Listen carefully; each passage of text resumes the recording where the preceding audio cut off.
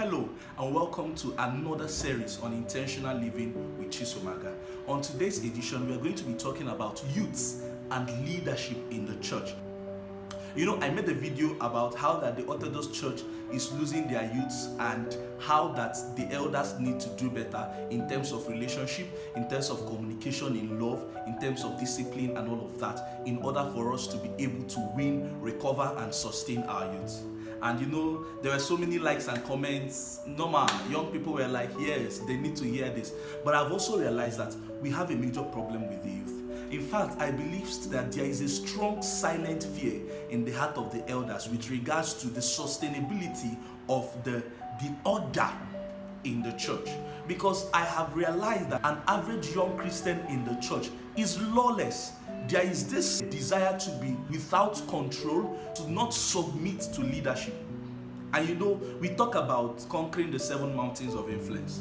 And I want to categorically state that any young person that wants to be relevant in the move of God in these last days, any young person that wants God to use him or her, forget about the raka and the praying in tongues. There is a place for order.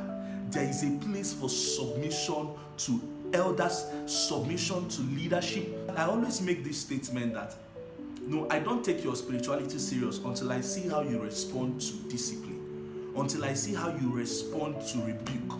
That is when I will actually say, okay, God has really helped this young man. In this our generation, an average young person does not want to be corrected.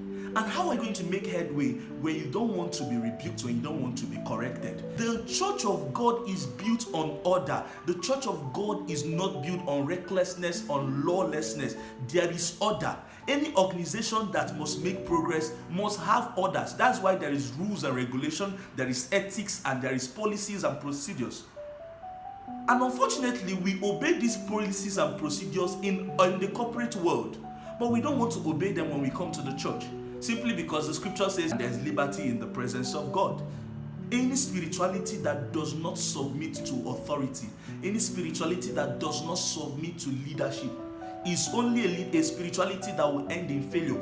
God cannot commit something tangible into the hand of a man that does not submit to leadership. Because how will you lead if you have not been led? I believe strongly that there is something that God is doing in this generation and you want to be part of it.